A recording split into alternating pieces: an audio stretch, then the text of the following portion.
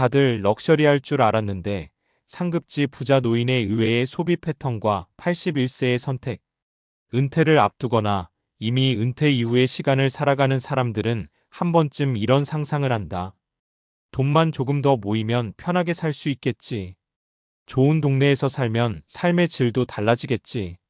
나이가 들면 결국 하고 싶은 걸 다 하면서 살게 되겠지. 그런데 막상 현실의 은퇴자들을 가까이서 들여다보면 의외의 장면을 자주 마주하게 된다. 특히 사람들이 흔히 말하는 상급지 집값이 높고 생활 인프라가 좋은 곳에 오래 살아온 노년층일수록 예상과 다른 소비 습관을 보이는 경우가 많다. 외제차를 줄 세워놓고 백화점 VIP 라운지를 오가며 사는 모습일 거라 생각하지만 실제로는 정반대다. 오래된 외투를 입고 동네 시장을 돌고 할인 시간을 챙기며 냉장고 속 반찬을 끝까지 먹는다. 처음 보면 이상하다. 이미 충분히 가진 사람인데 왜 저렇게 아낄까? 하지만 조금 더 이야기를 들어보면 깨닫게 된다. 그들이 절약하는 건 돈이 없어서가 아니라 삶의 우선순위가 달라졌기 때문이라는 걸. 81세의 선택, 그리고 주변 사람들을 놀라게 한 한마디. 몇 년 전 한 부동산 관련 인터뷰에서 소개된 사례가 있었다. 서울의 대표적인 상급지 아파트에 수십 년 거주한 81세 남성이었다. 자산 규모만 놓고 보면 누구나 이제는 즐기면서 살 때 아닌가요? 라고 말할 정도였다. 주변 자녀들도 권했다. 아버지, 좋은 차로 바꾸세요. 집 리모델링도 하시고 여행도 다니세요. 이제 아끼지 말고 쓰세요. 그런데 그의 선택은 의외였다. 자동차 교체를 미루고 집 인테리어도 최소한만 했다. 대신 일정 금액을 매달 현금성 자산으로 남겨두고 생활비를 일정하게 유지했다. 이유를 묻자 이렇게 말했다. 나이가 들수록 돈보다 선택권이 중요해. 처음 들으면 조금 낯설다. 하지만 이 말은 은퇴 이후 삶의 본질을 꽤 정확하게 설명한다. 젊을 때의 소비는 즐거움을 사는 일이 많다. 반면 노년의 소비는 불안을 줄이고 자유를 확보하는 일에 가까워진다. 왜 부자 노인들은 생각보다 검소할까? 많은 사람들이 은퇴를 돈을 쓰는 시기라고 생각한다. 하지만 실제 은퇴 생활은 생각보다 길다. 60세에 은퇴하면 80대, 90대까지 2030년을 살아야 한다. 이 시간은 직장 월급 없이 버텨야 하는 기간이다. 그래서 오래 살아본 사람일수록 계산 방식이 달라진다. 젊을 때는 이렇게 생각한다. 이거 살 수 있나? 노년에는 이렇게 바뀐다. 이걸 사고도 앞으로 계속 편안할 수 있나? 비슷해 보이지만 완전히 다른 질문이다. 소비의 기준이 과시에서 지속 가능성으로 이동한다. 상급지에 오래 거주한 노년층을 보면 공통점이 있다. 생각보다 보여주는 소비를 적게 한다. 명품보다 관리가 쉬운 물건, 새 차보다 익숙한 차, 큰 집보다 관리 가능한 공간. 그 이유는 단순하다. 나이가 들수록 물건이 행복을 늘려주는 효과가 줄어든다. 오히려 관리해야 할 것이 많아지면 피곤해진다. 한 은퇴자가 이런 말을 했다. 젊을 땐 돈이 생기면 뭘 더 살지 생각했는데 지금은 뭘 덜 가지고 살지 생각한다. 이 말이 인상적인 이유는 소비의 끝이 사치가 아니라 단순함이라는 걸 보여주기 때문이다. 은퇴 준비에서 가장 과소평가되는 것. 많은 사람들이 은퇴 준비를 숫자로만 접근한다. 몇 억이 필요하다. 연금 얼마 받아야 한다. 투자 수익률 몇 %. 물론 중요하다. 그런데 실제 은퇴 만족도를 결정하는 건 의외로 생활 구조다. 예를 들어 같은 월 300만 원 생활비라도 차이가 크다. 누군가는 부족하다 느끼고 누군가는 여유롭다고 느낀다. 차이를 만드는 건 소비 습관이다. 평소 지출이 단순한 사람은 은퇴 후에도 안정감을 느낀다. 반대로 계속 수준을 올리며 살아온 사람은 자산이 많아도 불안하다. 그래서 은퇴 전문가들이 자주 말하는 것이 있다.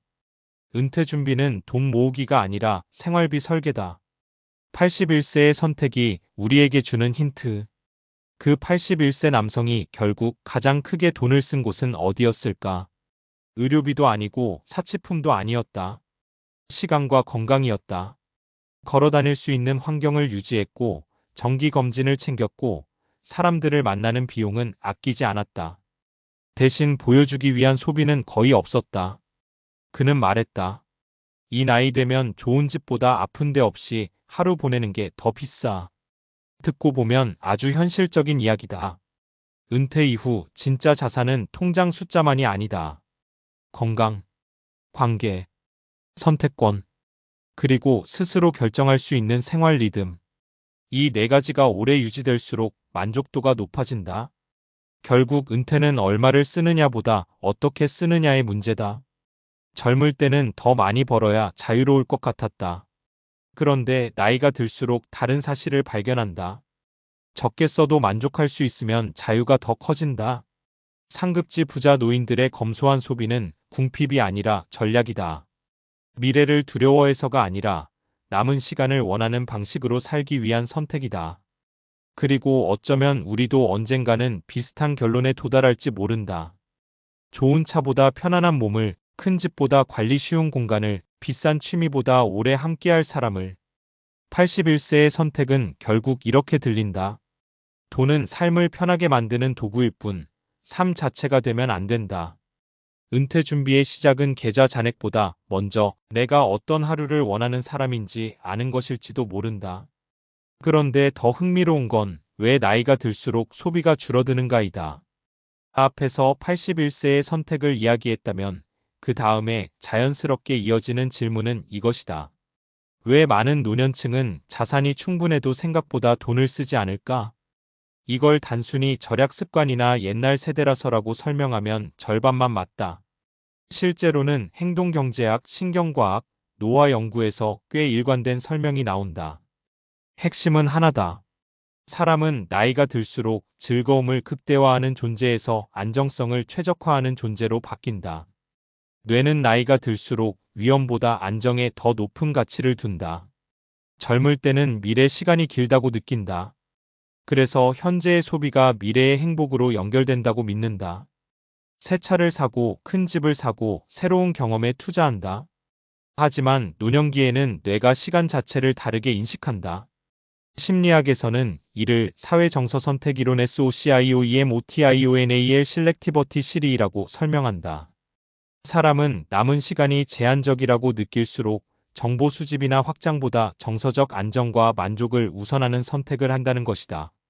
그래서 30대는 앞으로 더 나아질 가능성에 돈을 쓰고 80대는 지금 평온한 상태를 유지하는 것에 돈을 쓴다. 그 차이가 소비 패턴으로 나타난다. 의외로 행복은 일정 수준 이후 거의 늘지 않는다. 경제학에서도 오래 연구된 주제가 있다. 소득과 행복의 관계다. 생활이 어려운 구간에서는 소득 증가가 행복 증가와 강하게 연결된다. 하지만 일정 수준을 넘으면 증가폭이 눈에 띄게 줄어든다. 쉽게 말하면 월 생활비가 150만 원에서 300만 원이 되는 변화와 500만 원에서 650만 원이 되는 변화가 주는 체감은 같지 않다. 노년층은 이 사실을 경험으로 안다. 그래서 큰 소비보다 반복 가능한 만족을 찾는다. 매일 산책하기, 익숙한 카페 가기, 좋아하는 사람 만나기, 건강 관리하기. 화려하지 않지만 지속된다. 그래서 상급지 부자 노인의 소비는 축소가 아니라 재배치다. 겉으로 보면 덜 쓰는 것처럼 보인다.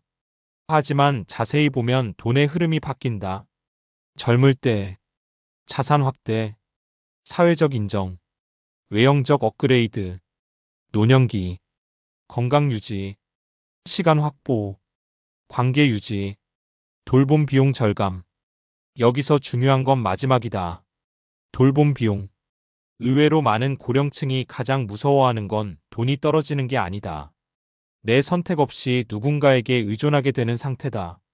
그래서 여유 자금을 남겨두고 불필요한 고정비를 줄이고 관리 가능한 삶을 만든다. 81세의 선택도 같은 맥락이다. 좋은 차보다 언제든 병원 갈 수 있는 자유. 큰 집보다 청소할 수 있는 체력. 비싼 소비보다 누구의 도움 없이 사는 시간. 결국 은퇴의 성공은 자산 규모보다 통제감에서 나온다. 은퇴를 준비하는 사람들은 종종 이렇게 묻는다. 얼마가 있으면 충분할까요? 하지만 실제로 오래 행복하게 사는 사람들은 다른 질문을 한다. 내가 원하는 하루를 계속 유지할 수 있을까? 그 질문의 답이 예라면 생각보다 큰 돈은 필요하지 않을 수 있다. 그래서 상급지의 부자 노인들이 보여주는 검소함은 역설적이게도 풍요의 결과다. 없는 사람이 아끼는 건 생존이고 충분한 사람이 아끼는 건 자유다. 그리고 어쩌면 은퇴 준비의 마지막 단계는 더 많이 갖는 기술이 아니라 이미 가진 것으로 오래 만족하는 능력을 배우는 일인지도 모른다.